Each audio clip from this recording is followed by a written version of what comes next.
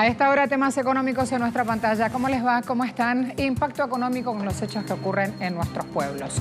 Revisemos la siguiente situación. Está pasando, se da en Paraguay. Estudian en el Congreso del país la posibilidad de recurrir al BID para apoyar a sus pymes. El gobierno italiano, que busca un presupuesto que aporte tranquilidad a la Unión Europea, indicó que su programa será razonable y riguroso para el año 2019. Análisis hoy en nuestro expediente económico. ¿De qué hablamos cuando hablamos de una economía feminista?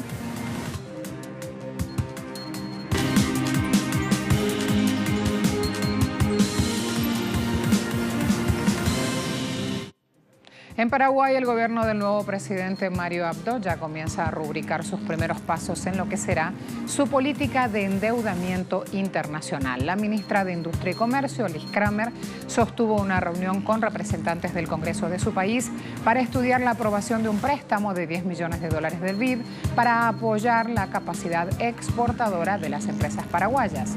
El monto que recibirán las compañías será $25.000 si se trata de un proyecto individual y de $75.000 si es un proyecto asociativo, mientras $1,53 millones serán para mejorar capacidades de gestión y promoción comercial y el resto para subir la oferta de productos de exportación en las zonas fronterizas, allí donde se encuentra hoy justamente el presidente del país. Sin embargo, pese a exhibir resultados macroeconómicos positivos, los gobiernos de turno de Paraguay no han sido capaces de mejorar condiciones de vida de sus habitantes. Se ha priorizado y se ha profundizado un modelo neoliberal de concentración de la riqueza en pocas manos que deriva en enormes deficiencias. Una política redistributiva que no ha permitido incorporar al crecimiento a los sectores que menos tienen. Si hablamos de programas sociales, Paraguay se halla entre los primeros 3 países de la región que menos inversión realiza, según estudios de la Comisión Económica para América Latina y el Caribe, CEPAL. Entre 2003 y 2004, el país tenía un promedio de inversión social pública de $129 per cápita. En 2013 aumentó a solo $305 por habitante. Según datos del CELAT, la pobreza en la actualidad ronda el 26,6%, mientras el índice de miseria se eleva al 9,97%. El entorno laboral lo caracteriza la flexibilización y la informalidad. En los últimos 5 años, el salario mínimo legal, en lugar de expandirse, se redujo 0,7% en términos reales, según datos oficiales. La tasa de desempleo se encontraba en 4,7% en 2012. Paradójicamente, aumentó a 5,7% tras los años de crecimiento. Por si fuera poco, Paraguay cerró 2017 con una inflación del 4,5%, por encima del 3,9% registrado en 2016, y superior también al objetivo del 4% marcado por el Banco Central de Paraguay para dicho ejercicio. Los paraguayos también han tenido que pagar elevados precios por el combustible, los servicios y los alimentos. Seguimos ahora de cerca la situación en Argentina. Empresarios del sector de la construcción pronostican una reducción de al menos 40.000 puestos de trabajo. De acuerdo al presidente de la Cámara de Construcción, uno de los favoritos del establishment, las altas tasas de interés y la situación de debilidad de la moneda nacional hacen que las compañías locales la tengan muy difícil a la hora de obtener créditos que financien las obras públicas que les prometió el gobierno del presidente Mauricio Macri. Mes a mes tomábamos empleo, es decir, durante todo el 2017 también y los primeros meses del 2018 también, hasta la crisis cambiaria de mayo. Ahí el empleo empezó a tomar otra pendiente, en este caso negativa, y ahora todos los meses estamos perdiendo empleo. ¿Hay cifras? Sí, estamos perdiendo, en mayo y junio se perdieron entre 5.000 y 7.000 personas cada mes. Entre tanto, la situación en los comercios locales sigue marcada por la incertidumbre y el alza continua de los precios que, como destacamos ayer, aumentaron entre 10 y 30%, a la espera incluso de un salto exponencial que podría darse en los próximos meses, teniendo en cuenta estas proyecciones recientes que ubican al dólar sobre los 50 pesos para fin de año, diciembre, que siempre ha sido un mes caótico y significativo para la nación argentina. La cuestión aquí es que estos altos precios tienen impacto por las subida del dólar, sobre todo en medicamentos, verduras y frutas, por el aumento de los herbicidas. Atún y carne también está en este listado. Acá en este puesto vos tenías cola antes, ahora no hay nadie. Y cuando compran. Así antes comprabas 1 kilo de carne para milanesa, ahora te piden 3 milanesas, por ejemplo.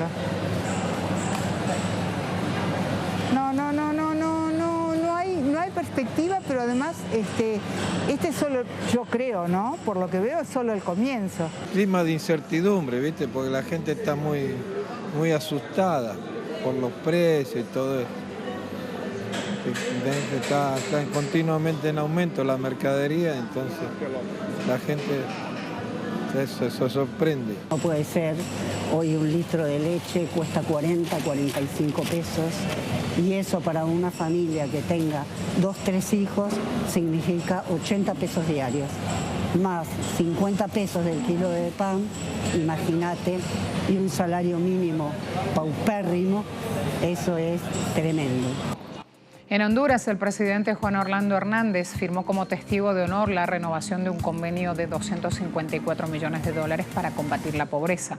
El acuerdo, que está vigente desde el 2014, fue rubricado por representantes de Unión Europea, USAID, Banco Mundial y la Agencia de Desarrollo Canadiense.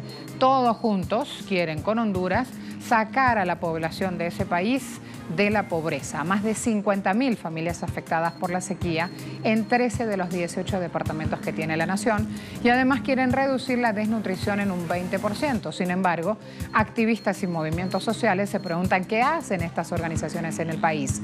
Cuestionan el verdadero trasfondo de estas ayudas de organismos caracterizados en verdad por defender intereses para nada humanitarios. Hablamos de USAID y del Banco Mundial. Mientras estudios locales reflejan que la pobreza en Honduras sigue en aumento a pesar de los millonarios aportes. A la vuelta de la pausa nos vamos a ocupar de otro punto, en este caso la Unión Europea, en este caso Italia, que quiere armar un presupuesto para tranquilizar a la Unión Europea.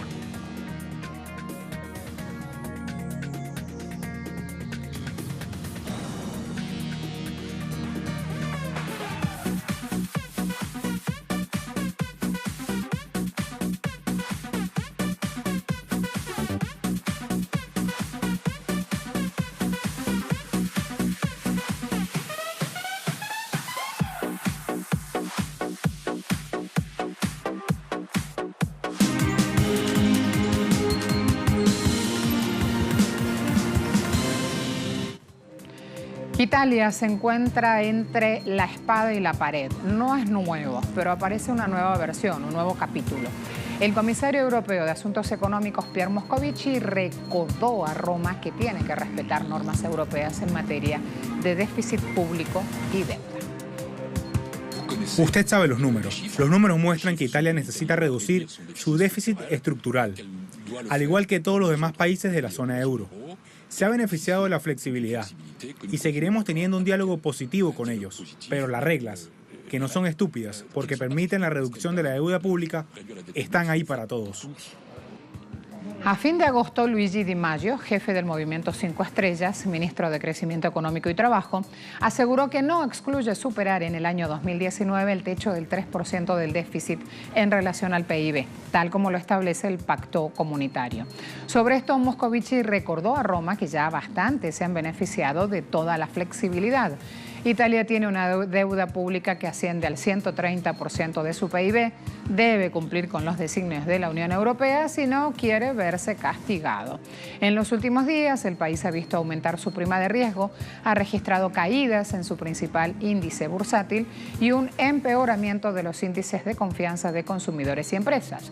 Si bien la coalición verde-amarilla, en este caso, tiene muy claro su objetivo de trabajo, hay entonces las promesas pensando en el año 2019 y ese presupuesto que tiene grandes reformas incluidas. En sus primeros 100 días de gobierno, calificados como modestos por el gobierno italiano, toca esperar ahora si esta amenaza de Di Maio de vetar el presupuesto de la Unión Europea y bajar la contribución que su país hace al bloque, ¿Quedará en una amenaza o surgirá algo más? Capítulos continuos, hay que decir ahí cuando hablamos de esta relación de Italia y la Unión Europea.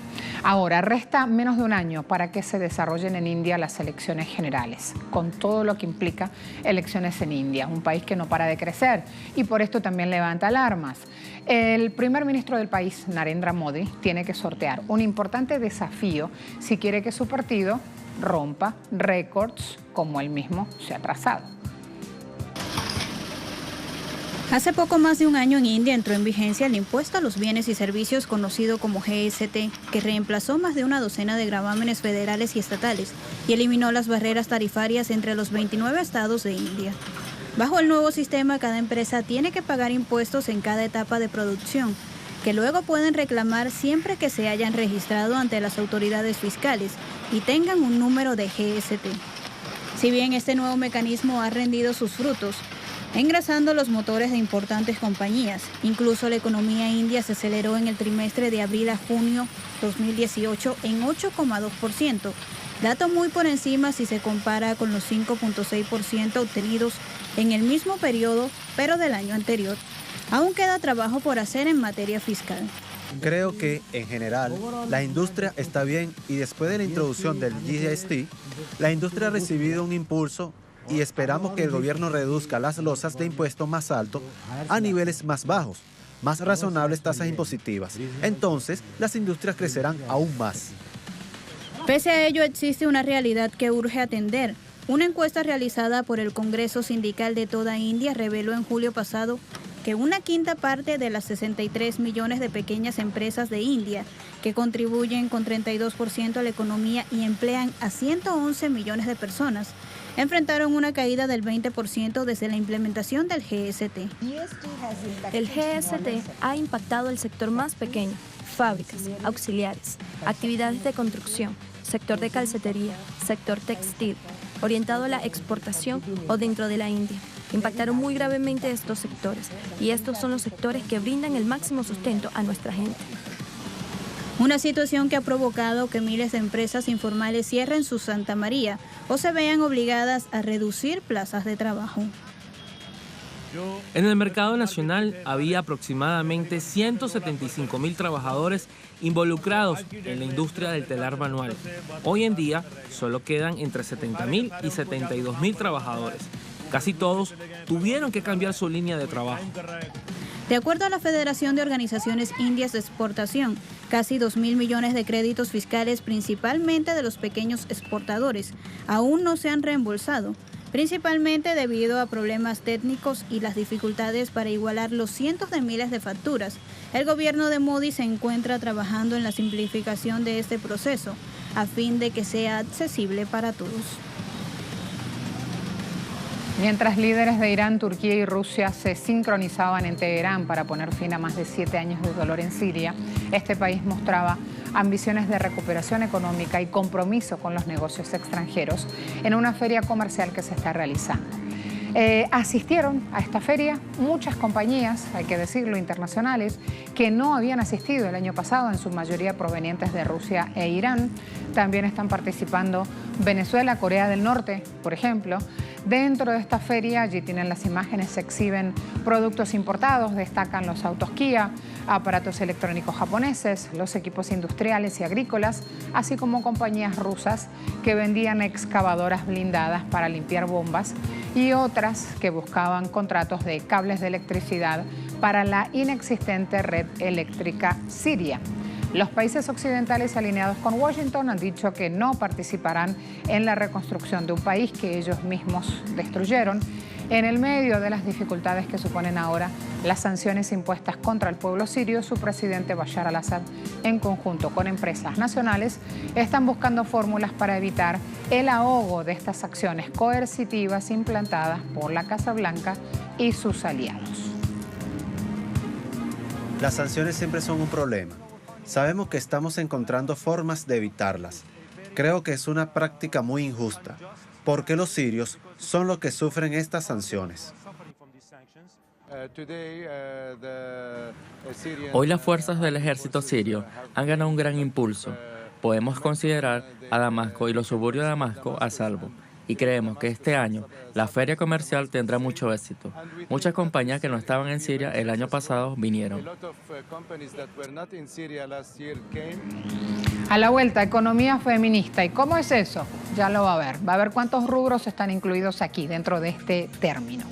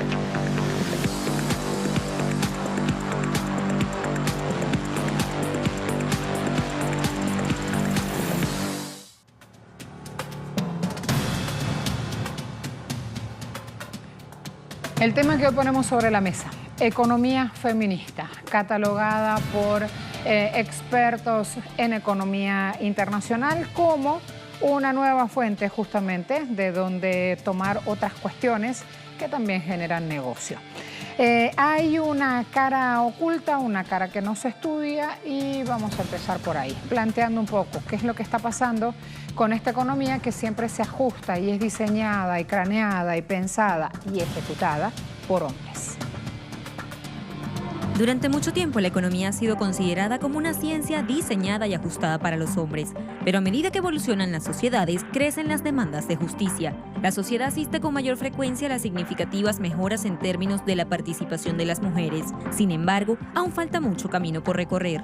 La persistente y cada vez más profunda brecha salarial, que a este ritmo recién podría encogerse en el año 2186, las barreras a la entrada o ascenso de las mujeres en ciertos escenarios, la desigualdad e injusta distribución del trabajo doméstico no remunerado en el hogar son apenas algunos de los problemas más urgentes por resolver en la ecuación mujer-economía. Desde la mirada de la economista argentina Mercedes de Alessandro, quien es la impulsora de una iniciativa que ha logrado situar la economía con perspectiva de género en la agenda pública latinoamericana, queda claro que el núcleo del problema es el patriarcado, el cual ha conseguido propagarse casi como un virus con el capitalismo en una dinámica donde las mujeres cargan con aquellos trabajos que aún sin ningún tipo de remuneración de por medio son requeridos para el funcionamiento del sistema. La especialista reconoce que con este modelo económico las mujeres han conquistado espacios e independencia, pero matiza con una descripción de sistema de trabajo que no es el paraíso de nadie, ni de mujeres ni de hombres, y al que las féminas pueden acceder siempre en condiciones de desigualdad, no más. El tiempo que destinan mujeres y hombres a las labores domésticas está desbalanceado. Ellos dedican más tiempo a los trabajos pagos, mientras ellas son quienes realizan las tareas no remuneradas del hogar, que van desde limpiar o cocinar a cuidar a niños y adultos mayores o personas discapacitadas. Tan solo en Argentina, según el INDEC, 9 de cada 10 mujeres hacen tareas domésticas, mientras que solo 6 de cada 10 hombres las realizan. En la Unión Europea, 25% de las mujeres alega que las responsabilidades de cuidados y otras tareas de índole familiar y personal son la razón de su ausencia en la fuerza de trabajo, en comparación con 3% de los hombres. Aunque estas labores son imprescindibles e ineludibles para que la sociedad funcione, suelen ser menos valoradas social y económicamente respecto al trabajo pago. Son invisibilizadas y denigradas por el capitalismo. Ese trabajo doméstico cae en una especie de limbo, tanto para la teoría económica, las políticas públicas y las estadísticas, como para nuestras propias ideas respecto de qué es y qué no es el trabajo. Su valor monetario solo aparece cuando esas tareas son tercerizadas, sea en centros de cuidados, jardines maternales o geriátricos, o en un servicio particular, empleadas domésticas, enfermeras o niñeras. Y es que por lo general son consideradas actividades no económicas, no solo en los textos de economía, sino también en el propio sistema de cuentas nacionales de las Naciones Unidas, que incluye el Producto Interno Bruto de un país. La economía feminista tiene un aspecto muy importante y es que hace conocer raíces económicas de la desigualdad de género. Esto que las mujeres solemos quejarnos, y es válido hacerlo, cuando denunciamos los mecanismos de discriminación que existen en el mercado laboral. La economía feminista ha venido dando cuenta de los determinantes de la menor y peor participación laboral de las mujeres, de la existencia de brechas de género en los ingresos laborales, de procesos de segregación de género horizontal por rama de actividad y vertical por jerarquía de las ocupaciones, de concentración de las mujeres en diferentes espacios de precariedad laboral y desprotección social. La economía feminista se concentra en reconocer, identificar, analizar y proponer cómo modificar la desigualdad de género como elemento necesario para lograr la equidad socioeconómica. Busca fortalecer el desarrollo de la economía como una ciencia social y un abordaje multidisciplinario, en diálogo con otras corrientes de pensamiento, con otras disciplinas y entre los más diversos movimientos políticos. Pone en el centro del análisis la sostenibilidad de la vida por encima del mercado. La economía feminista exige un nuevo paradigma de desarrollo que no se base solamente en el crecimiento económico y cuyo indicador no sea el PIB medido en forma tradicional, que hace invisible a la mitad de la economía no monetaria.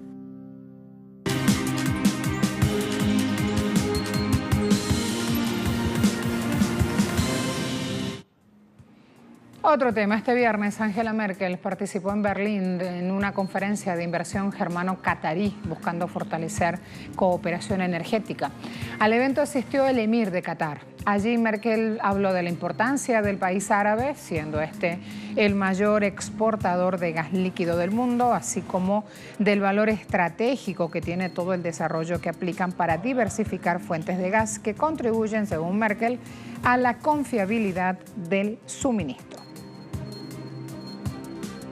Pero el gobierno alemán también está trabajando para mejorar la infraestructura de gas líquido en Alemania. Y ya hay proyectos de empresas para la construcción de una terminal de importación en Alemania. Las compañías alemanas, por supuesto, decidieron sobre las importaciones de gas basadas en criterios de economía de mercados que obviamente pueden incluir las importaciones de gas líquido de Qatar. Y por otro lado, para expresar nuestra confianza en la fortaleza de la economía alemana y la importancia de invertir en ella, anuncio la intención de Qatar de inyectar una inversión de valor de 10.000 millones de euros en la economía alemana en los próximos 5 años.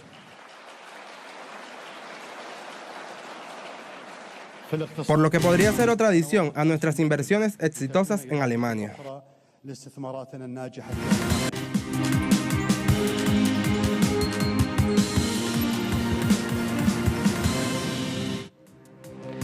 A esta hora con los indicadores nos preparamos a despedirnos. Brent cotizando $76,01 el barril, WTI $67,22 el barril y OPEP tiene su marcador en $74,51 el barril. A todos, muchas gracias. Buen fin de semana.